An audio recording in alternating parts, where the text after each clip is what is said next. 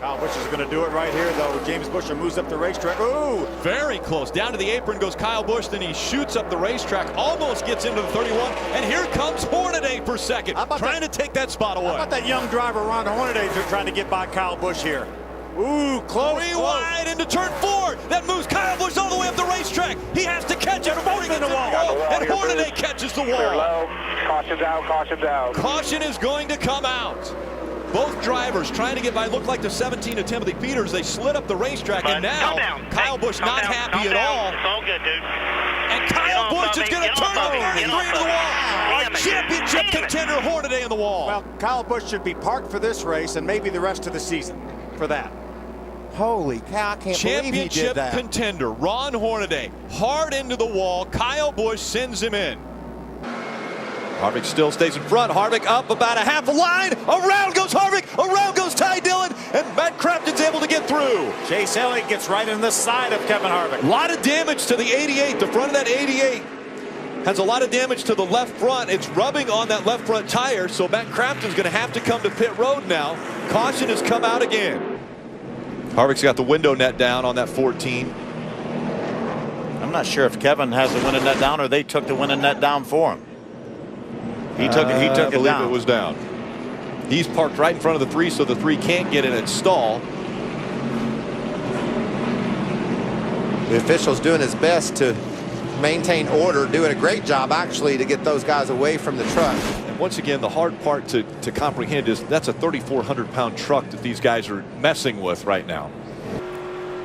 Show you how close it really was for him staying on the lead lap. There is the pit outline, and look at the pace car. Now that blue line in the background, if the pace car is past that, he's drilled. Oh, and we just got word from NASCAR. Back, Dave. The 18 hold you one lap. They said we too sped. fast. They said we sped to keep from going a lap down. You heard it there. They're going to hold him one lap. They actually changed right sides first. Now they're changing the left. Well, I mean, he was going to be a lap down either way. Well, I guess that's a little hand signal he's giving the NASCAR official. Yeah, Check the right we'll side. apologize for Kyle with David Rudiman, who already Said unsportsmanlike conduct. That's the radio. That's freedom of speech. They're going. That's Kyle Busch's radio. Remember the little gesture that we had to apologize for? It's going to cost him 2 more laps. NASCAR is going to pull him in. You're too hard with this. You're costing us. Road, park it for 2 laps.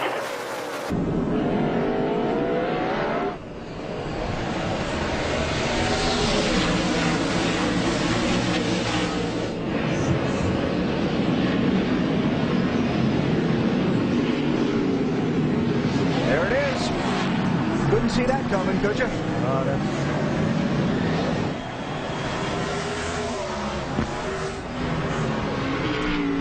He might just have to drive off the island because NASCAR might be just a little mad at him.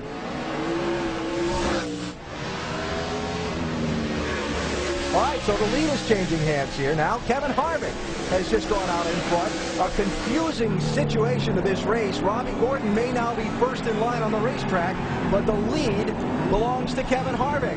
Now, here comes the driver from Quebec, Patrick Carpentier, trying to see if he can catch Harvick and pass him for what would be the win. These fans are going nuts here.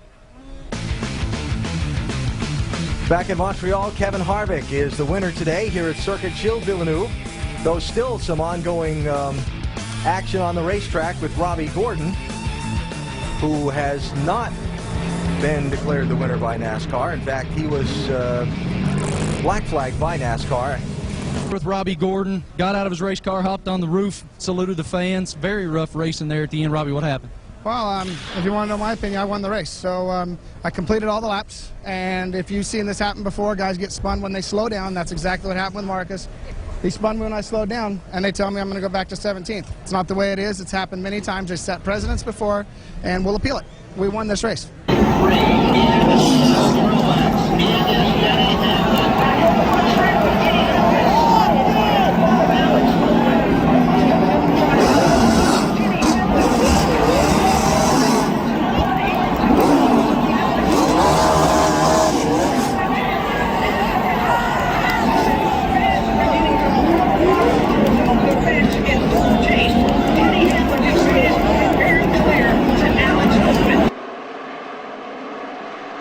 4 to go this time. 4 to go and 3 Oh, wide. it's Boyer in the wall. Hard.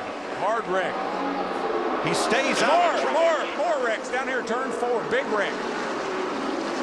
Harvick in trouble. Keep going. Keep going. We can hit a damn thing. Kane drops the inside as they go 3 wide behind him, and Boyer takes a wild ride into the safer barrier. And Kyle Busch turned Harvick around after they had made contact half a lap before. Yeah, I think there's something not quite right about that. I'd have to look at that another time or two.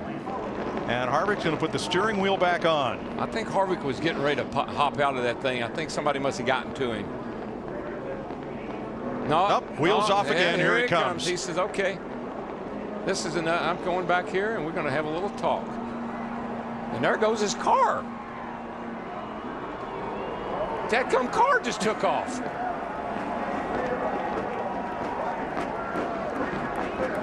Holy smoly.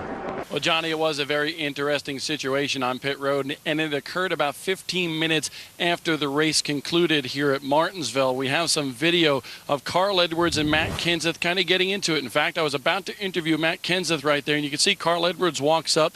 We thought he was joking, actually, at first. He walks over and starts talking to Matt Kenseth, but it became a little bit heated, and there was some shoving back and forth and so forth. But you can see right there, it wasn't joking around. They said some not so nice things back and forth to each other, apparently about something that happened on track. Really, all we can say is not all too well in the Roush Fenway camp right now, Jimmy Spencer and Kenny Wallace. Now today, back at lap 41, watch the 12 on the bottom, the red car just barely gets into Edwards, sending Carl up and into Joey Logano, pretty much ruining both their days. Now both those cars were repaired, came back on track many laps down.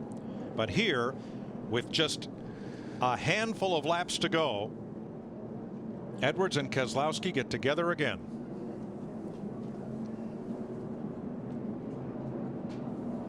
All the flaps came open. The cowl flaps came open below the windshield. The roof flaps came open.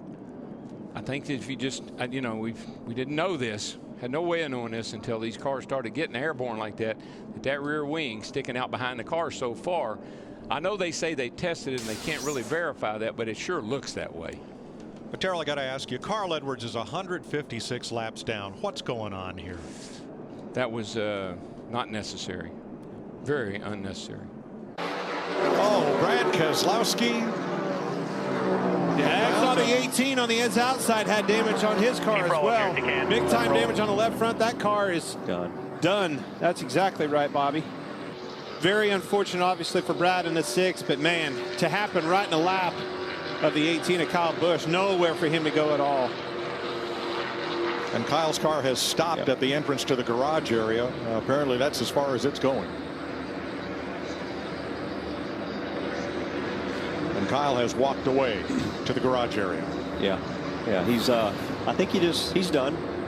I tell you what, it won't turn no more. I'm just going to walk off. Well, I don't like that at all. He could have done a better job of getting that out of the way. Now it's in the way of the 24. Just got out and walked off. I know the frustration and I get it, but you got to do a little better job than that. Well, that did not work out for. Oh, Kyle Busch turns Chase Elliott hard into the wall and almost back up into traffic. Oh, Cliff Boyer getting pushed. Almost collects him. Man, I'm not sure what that was all about from Kyle Busch. I don't know if he misjudged trying to side draft Chase Elliott, but definitely turned him.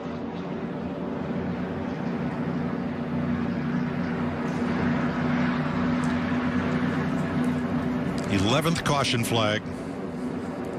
Oh boy.